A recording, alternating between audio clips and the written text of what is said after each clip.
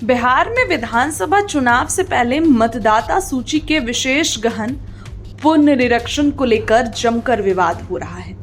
विपक्ष चुनाव आयोग और इस प्रक्रिया की टाइमिंग पर सवाल खड़े कर रहा है। महागठबंधन ने इस मामले को लेकर 9 जुलाई को चक्का जाम का भी ऐलान किया है। हालांकि चुनाव आयोग का कहना है कि यह प्रक्रिया पारदर्शिता के लिए जरूरी है। दूसरी ओर अब यह मामला सुप्रीम कोर्ट पहुंच गया है। जी हाँ, आरजेडी सांसद डॉक्टर मनोज झा ने सुप्रीम कोर्ट का दरवाजा खटखटाया है। उन्होंने चुनाव आयोग से इस कसम को चुनौती दी है। जी हाँ, मनोज झा ने चुनाव आयोग के फैसले पर रोक लगाने की सुप्रीम कोर्ट से मांग की है। इससे पहले एसोसिएशन फॉर डेमोक्रेटिक रिफॉर्म्स और टीएमसी सांसद महुआ मोइत्रा भी चुनाव आयोग के इस फैसले को सुप्रीम कोर्ट में चुनौती दे चुकी हैं। इन याचिकाओं में कहा गया है कि चुनाव आयोग का यह फैसला मनमाना है और इसके चलते बिहार के लाखों मतदाताओं का मतदान का अधिकार छिन जाएगा।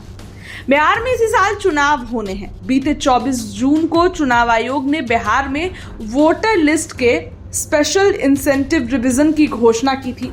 आयोग के इस फैसले पर कई विपक्षी दल के नेता भी अपनी नाराजगी जाहिर कर चुके हैं।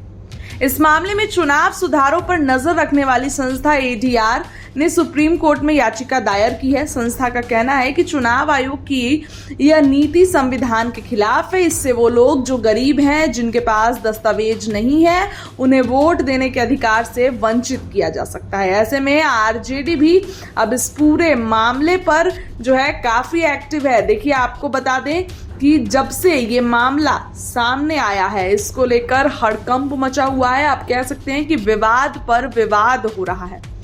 राज्यसभा सांसद मनोज झा ने कहा कि विवादित आदेश संस्थागत रूप से मताधिकार से वंचित करने का एक माध्यम है और इसका इस्तेमाल मतदाता सूचियों के अपारदर्शी संशोधनों को सही ठहराने के लिए किया जा रहा है, जो मुस्लिम, दलित और गरीब प्रवासी समुदाय को लक्षित है।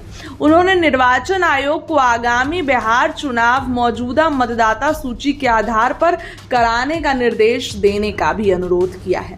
मनोज झा ने कहा है, वैकल्पिक रूप से एक निर्देश जारी किया जाना चाहिए जिसमें आयोग को निर्देश दिया जाए कि वह गणना प्रपत्र और घोषणा फॉर्म के आदेश के साथ घोषणा के समर्थन में फॉर्म 6 में निर्धारित सभी दस्तावेजों को स्वीकार करे। याचिका में यह भी कहा गया है, वर्तमान याचिका संविधान के अनुच्छेद 32 के तहत दायर की जा रही है, जिसमें अन्य बातों के साथ साथ एक रिट आदेश या निर्देश जारी करने का अनुरोध किया गया है। आरजेडी नेता ने यह भी कहा कि बिहार चुनाव 2000 नवंबर में होने वाले हैं और इस पृष्ठभूमि में निर्वाचन आयोग ने राजनीतिक दलों, हितधारकों के परामर्श के बिना मतदाता सूची के विशेष गहन पुनरीक्षण का आदेश दिया है। उन्होंने कहा कि वर्तमान एसआईआर प्रक्रिया न केवल जल्दबाजी में और गलत समय पर की जा रही है, बल्कि इससे करोड़ों मतदाता मताधिकार से वंचित हो जाएंगे।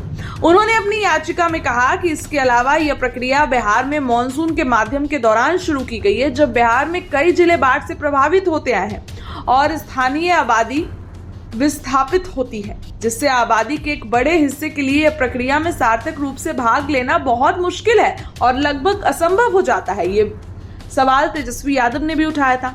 मनोज झा ने कहा कि सबसे अधिक प्रभावित वर्गों में से एक प्रवासी श्रमिक है, जिनमें से कई 2003 की मतदाता सूची में सूचीबद्ध होने के बावजूद अपने गणना प्रपत्र को जमा करने के लिए 30 दिनों के निर्धारित समय सीमा के भीतर बिहार नहीं लौट सकते हैं, जिससे परिणाम स्वरूप मतदाता सूची से उनके नाम हटा दिए जाएंगे। अब देखिए, इस मामले पर सियासत छिड़ गई है। आरजेडी सुप्रीम कोर्ट पहुंच गई है और तमाम लोग अब इस पर जमकर विवाद कर रहे हैं। मनोज झा आरजेडी से सांसद हैं, उन्होंने इसको लेकर जो है कई याचिका दायर किए हैं। अब इसको लेकर एक तरफ जहां तेजस्वी यादव काफी ज्यादा आक्रामक है, उन्होंने बीते दिनों चुनाव आयोग भी पहुंचे, महागठबंधन के नेता भी थे, तो ऐसे में अब आरजेडी सांसद राज्यसभा से मनोज झा भी इस मामले पर आए हैं और याचिका दायर हुआ है। देखने वाली बात होगी कि चुनाव से पहले क्या कुछ बड़ा फैसला आता है।